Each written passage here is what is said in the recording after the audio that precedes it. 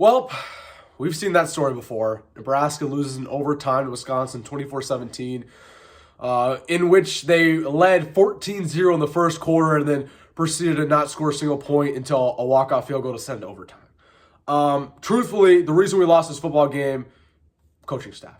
Okay, it was the coaching staff. We did not have less talent than Wisconsin out there today. Wisconsin has plenty of injuries. Their entire team was out. Basically, their entire team was basically out for this game, man.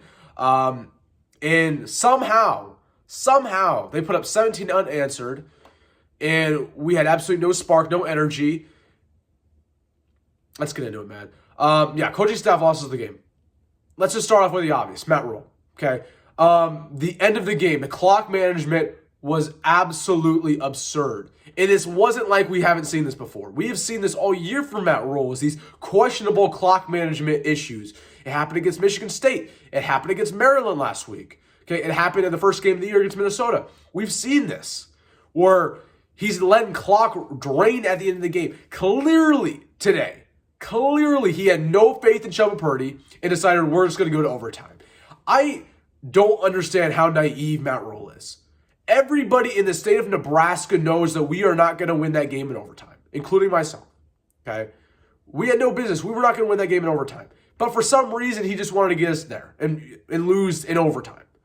It's so naive. We were at the 15-yard line with plenty of time, and he let the clock drain down and take the field goal. No trust in Chubba Purdy. That brings me to my second point about Matt Rule. And this goes for Marcus Satterfield as well. The quarterback issue.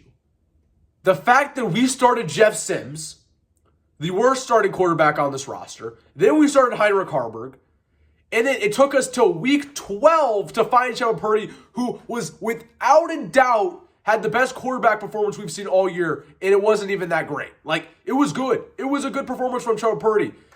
We have not seen a performance that solid all year long. He is clearly the best quarterback on the roster. And this is an opportunity for me to pat myself on the back, because I've been saying this since week 3. I've been saying Chubba Purdy's the best natural thrower of the football, and he can run the ball as well. And you should start him.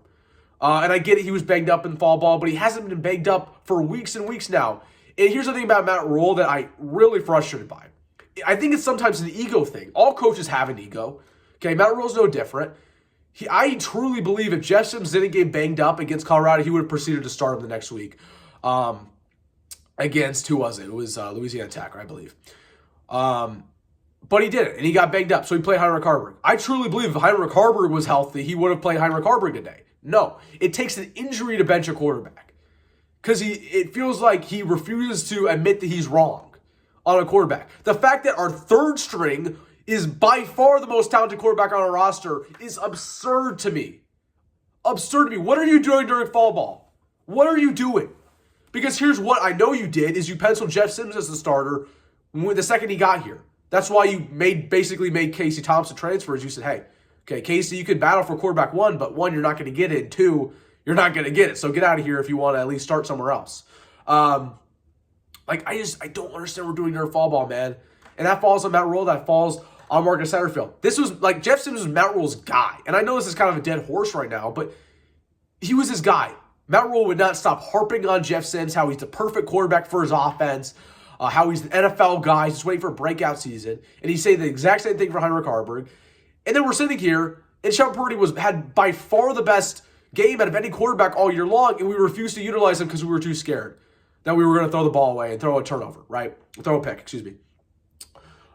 Which brings me to my next point. We were up 14-0. After that, we had no points until the last drive of the game. Our offense went stale. Stale. It was terrible because they went conservative. They didn't want to put up more points. And this is my problem with Matt Rule as well, is that he feels like we have something to lose. Do we have something to lose? Sure, but you can't play like that because really we don't have anything to lose. We're sitting there at 5-5. Okay? We really don't have anything to lose. We're not playing for a Big Ten West Bowl anymore, right? A bid. We're only playing for a bowl game. But he plays, excuse me, my ring light just went out. We play like we have everything to lose, in which we don't.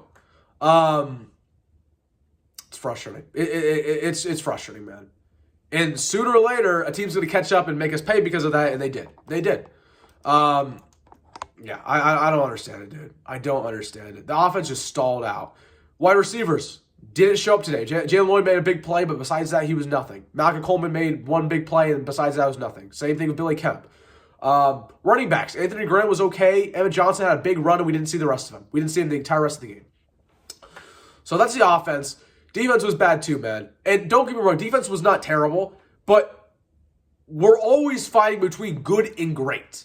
It's either you're good and you get some stops every now and then, and you get a 3 and out, and you get a sack, but we are never an elite defense, ever. And this is my problem with Tony White, is that historically, this entire year, we've been pretty good statistically.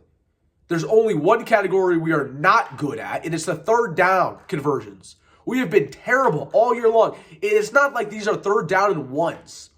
They're third down and longs that they're being converted on. Let's see what Wisconsin was on third down today. They were 7-15. So not bad statistically. It's not great either, but I guarantee 5 out of those 7 conversions were third downs that were more than 7 yards.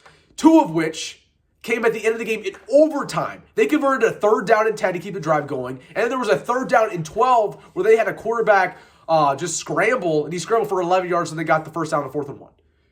Those are key moments at the end of the game where if you force a field goal, this could have been a different outcome. This defense, just, man, like it's solid in the first two plays of the drive, and then it just gives up, man. And it feels like, when they're driving on us, it's over, right? It's over. We're going to give up a touchdown. Braylon Allen was a stud today, man. He was really good. And really, statistically, he wasn't great, but he had 2 touchdowns, and he had those big third down runs when it needed to. Man, I don't know. Secondary was good today. That's one thing we could take from it. There's a good piece. So I don't know. And this takes me to my Iowa game. Again, I'm sorry, my ring light went out. I'm trying to see if I can fix this real quick. There we go. Okay, that was weird. This brings me to the Iowa game. And my biggest point was I don't want to go into the Iowa game feeling like we need to win this and everything's on the line. And feeling like, this is it. Bowl bid or not, right? I didn't want to feel that way. I kind of wanted to feel like we're going house money. Iowa's the best team we've played since Michigan this year. Like, this is a good Iowa team. Okay, it's your traditional Iowa team. Offense isn't great, but they will beat you defensively. And they'll force you to have a turnover or 2. And finally, they're going to make you punt it, and they're going to give great field position to their offense. And they'll go down, dink and dunk you, get a touchdown every now and then, score field goals like they did today, Illinois, and win a close ball game. That's Iowa football. It's not an easy game. I have no reason to believe we're going to win that football game after what I saw today. No reason to believe. I'm always optimistic going into Iowa. Really, like every year I am. But man, this is just a deflating loss. It's crazy to think. It's crazy to think that we were 5-3 a couple weeks ago, and we were thinking about bowl game. And now it's all on the line, baby. It's all on the line. And I don't want to have this conversation about, we can still make it at 5-7. Like I said in my last video, that's losers talk. That means you lost 4 in a row. We don't deserve to make a bowl game, truthfully, if that happens. We just don't. We just don't, man. Just deflating, dude. My last thing I want to say is that I am tired, and Matt Rule said this again in his post-game press conferences. I'm tired of him saying, this team needs to figure out how to win. It's the same thing it's the same thing Scott Frost said. It's the same thing Mike Riley said a couple times. You just need to figure out how to win. I hate that response. It's a cover-up. It's a cover-up for we were down 1 score, we had the ball, we had an opportunity to win, and we decided to kick a field goal. You, Matt Rule, are the reason we lost this football game. You didn't trust your players. You just didn't. At the 15-yard line with a minute left to go, and you could have went in and tried to get a touchdown. You didn't trust your offense. So don't go in the press conference and blame your players and say, we're just learning how to win. We have 5 wins to our name. It's not like we're sitting here with 2 wins against bad teams. I feel like we've learned how to win. It's a cover-up response for, I didn't coach a very good ball game. And we lost another 1-score game. These guys know how to win. They've won at every level they've played at. That's why they're here. They've won at middle school. They won in high school. They've won games here in Nebraska. it's just a terrible response, and it's overused, man. Again, I'm sitting here, and I'm just so frustrated with how I feel about Matt Rule, man. I'm so frustrated because he does this everywhere he's been, whether it was at Temple, whether it was at Baylor, whether it was at Carolina, okay? Where there's these couple wins in here, they aren't pretty, and he makes the fan base believe in it, and then there's these ugly losses to teams that you could have beat, you were in the position to win, and you lost them just due to coaching. And I feel like I'm switching my opinion on him every week. Like, oh, I love him, I hate him, I love him, I hate him. That's the entire fan base. That's how the fan base feels. And I feel like the fan base also needs to have a little bit of a wake-up call. Like, I know everybody's going at Marcus Satterfield. Guess who employs him? Guess who hired him? This is the same issues he's always had. And I'm going to tell you this. Marcus Satterfield was not the one who started Jeff Sims. He was not the one who started Heinrich Haarberg the last couple of weeks until he got injured. Marcus Satterfield was not the one who decided to take a field goal at the end of regulation instead of trusting his offense. He wasn't the one who decided that. That was Matt Rule. Okay? Matt Rule was not the guy who decided, or excuse me, Marcus Satterfield was not the guy who decided to completely stop the offense from, doing what they were doing the first two drives and going completely conservative. Can guarantee you that wasn't Marcus Satterfield, right? He just calls the plays, man. Matt Rule's on his headset saying, okay, here's what you got to do right here. So I know there's a lot of blame going around. Blame the coaching staff as a whole, okay? I'm tired of the scope gating, I'm just tired of blaming one person. This is what we did on Scott Frost in year one. We tried to blame Troy Walters for everything. Like, it's a whole fundamental thing. And it's something we need the entire coaching staff to address. So, just an abysmal loss. A game in which we should have won. We had multiple opportunities to win. For the third game in a row, it felt like Scott Frost on the sideline coaching.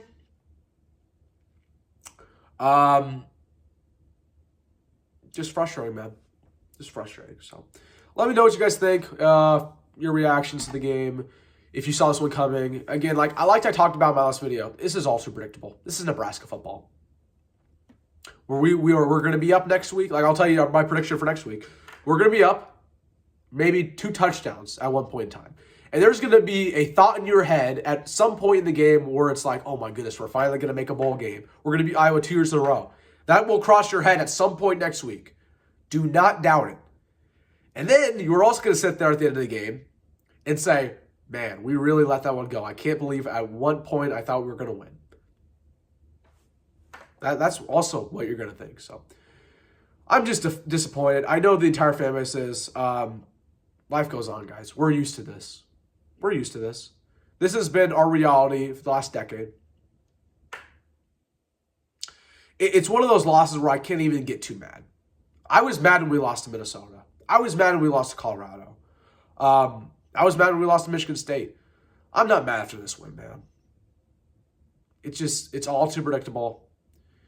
Feels like we've been here before. Feels like we all knew the result going into overtime. It's depressing, man. I want to make a bowl game. We're going to have a video next week. We're going to go over the Iowa game. I will be at the Iowa game next week, so there will be no live stream after it, unfortunately.